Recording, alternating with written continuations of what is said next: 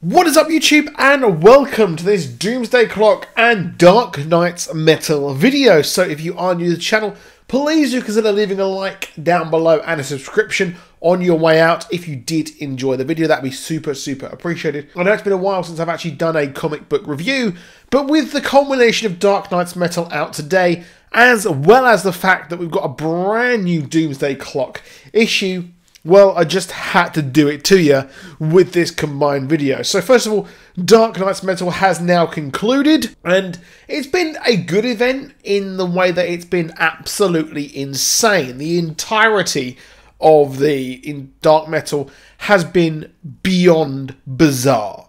So personally, I found it a bit weird that they were running Doomsday Clock concurrently with Dark Knight's Metal, considering that they are really two big events. And Dark Knight's Metal has been running since last summer. We started off with the Forge and the Casting, and the rest of the 6 issues have also come along as well.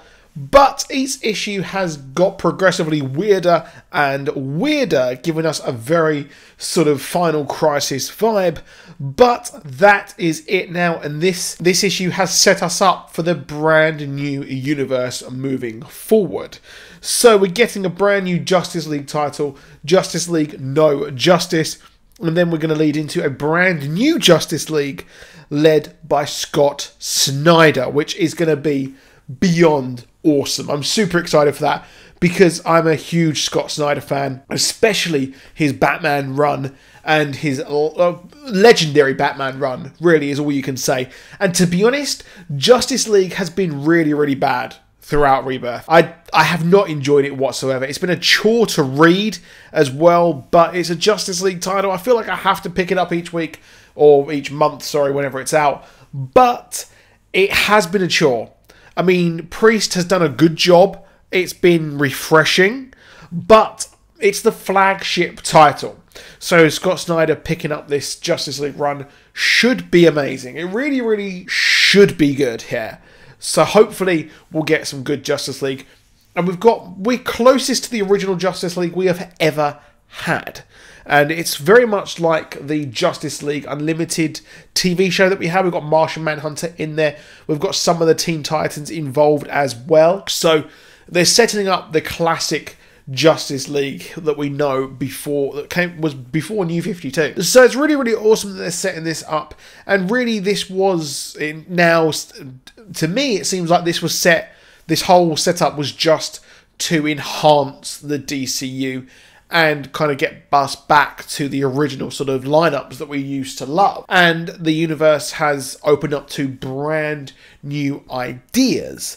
And we've got brand new big earth-shattering events happening. I mean, at the end of the issue, we did have Atlantis rise up. We're hinting towards the Flash War that is up and coming.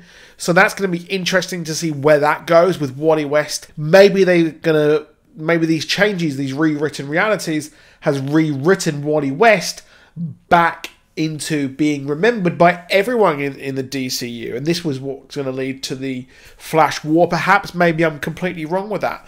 But the issue, it ended well. I think it ended well. I think if it carried on a bit longer, it would be a bit too much. I think it got a bit too wild, and it kind of got off track a bit in some regards. And it just got a bit too weird in places. But the finale was good. I liked seeing Batman and the Joker team up to fight the Bat Who Laughs, which I thought was really good. That was fun to see. We also got Barbatos, who was completely wrecked. And I love the fact that Batman got the 10th metal. So that was really cool. Element X is something that we've seen before. It's very much involved with Metron and the New Gods. So it's not a completely new metal, but it was cool all the same. So it's nice to see a culmination of this. Finally, we saw all the classic Batmans. We saw the Dark Knight Returns Frank Miller Batman. We saw the Batman from Red Sun all team up to fight Barbatos. And this has set us up for some really cool stories. Carter Hall is now back. He's no longer the monstrous being we saw in the pages, and he is back and actually on Black Hawk Island. So hopefully we'll see a Black Hawk comic. Maybe I missed that. Maybe there is a Black Hawk comic coming from the news out of WonderCon. I haven't really caught up with WonderCon as much as I should have, but that would be cool to see. I'd like to see another... I know we're getting another Hawkman. He's involved with a lot of things at the moment, but those Black Hawks were pretty darn awesome. I did think the story got very convoluted with the bats and the hawks fighting throughout history. It was very convoluted at points, which was a real shame. It was a real shame that it did get convoluted, but it was fun. I never, put it this way, when I was reading it, I never once did I think that, oh, this is a slog reading through it. No, I had fun, which is, I guess, the whole point of this. And it's set up, well, Scott Snyder for Justice League. I'm excited for that. We've got the Flash War. We've got the return of the Dark Stars with Green Lanterns. The Lanterns and then Dark Stars together. That's going to be interesting. But I'm really beyond behind on Hal Jordan at the Green Lanterns. And ever since Simon Baz and the other chick, I've completely forgotten her name, the other Green Lantern, I just don't care. I'm not invested in those characters. I don't care. I'm not interested at all in reading them. And when they had such heavy arcs in the Justice League stories, I just didn't care.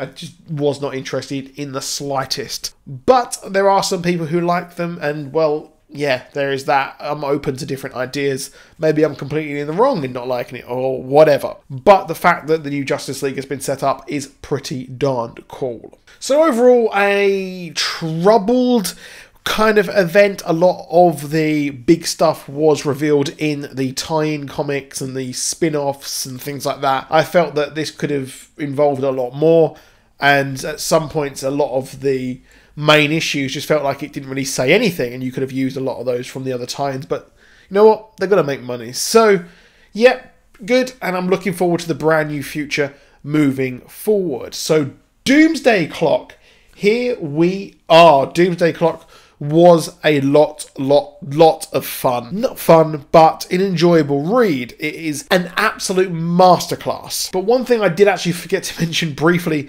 in my Dark Knights review was the fact that the Hall of Justice is returning. So the Hall of Justice is returning at the end. I'm really excited to see the Hall of Justice finally, because the Watchtower has been destroyed. So they're going to need this brand new Hall of Justice for all of the rest of the people. But Doomsday Clock, here we are. We've got the origin of the new Rorschach, and it connected with a theory a lot of people thought was Rorschach. A lot of people did think that the new Rorschach was the person who actually interviewed Kovacs, was a psychotherapist, but no, that was the son of that dude is actually Rorschach. That is cool. I really did like that. And I have to say, it was harrowing reading the kind of mental anguish that the alien monster mutant thing at the end of Watchmen did bring to us. And I love the origin story with Mothman, one of the Minutemen, who was one of the, like I said, the original Minutemen.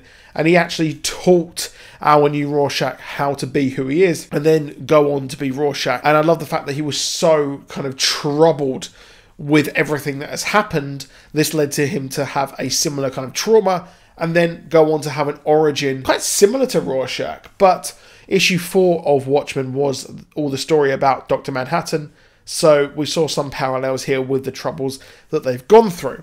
So a really good issue here, very light on the storytelling, and if this was any other story, I would be annoyed at the fact that we haven't seen really barely any Superman. We've seen barely any Dr. Manhattan. That's not a bad thing, because the rest of the issue was amazing. Absolutely amazing. It was gripping. The writing was next level. The artwork was just amazing. Gary Frank is possibly one of my favourite artists, I think, of all time, apart from Alex Ross. And the dude who did Slain back in the early 2000s, I don't know who wrote that or kind of drew those artworks. But another one is Jim Chung, who I absolutely love as well. He's one of my favourite artists, who is great on Marvel 2-in-1, which is something you should be reading because it's amazing. But Doomsday Clock here was a great read, a good look into our new Rorschach as a character, and seeing Batman go in there and actually try and work out what is going on and going in disguise, which I thought was pretty cool. So we do learn how him and Adrian Veidt actually met, and we saw how the world was slowly turning on Ozymandias himself. But the whole issue was amazing, but at the end it was just got crazy as we finally saw Saturn Girl meet someone in Arkham who is someone from somewhere else. So we actually see her, who has been a mystery in Rebirth from day dot. She has been there throughout. She was supposed to be in the pages of Supergirl when the team up with Batgirl was going on. We were supposed to see more of her, but that never transpired. So here we have got her now with the new Rorschach, and she will try to start to understand what the hell is going on and why she is where she is. As at the end we saw the blue light. So we see Dr. Manhattan. So next issue we should hopefully see more Dr. Manhattan, which I'm really, really excited for. But overall, it was really good, and I definitely do think that Jeff Johns is using this issue, this story, to bring back the Legion of Superheroes in some way. So in the way that Scott Snyder has used Dark Knight's Metal to bring back Plastic Man, which I can't believe I didn't talk about Plastic Man. Plastic Man, absolutely awesome. The Terrifics is, well, terrific. He's brought back a lot of characters. Doomsday Clock, the same. It's going to be used to bring back one of Jeff Johns' babies, the Legion of Superheroes. So that's really, really awesome. I really do like that. But that is it for this video. Please drop a like. Please do subscribe. See you soon. Goodbye.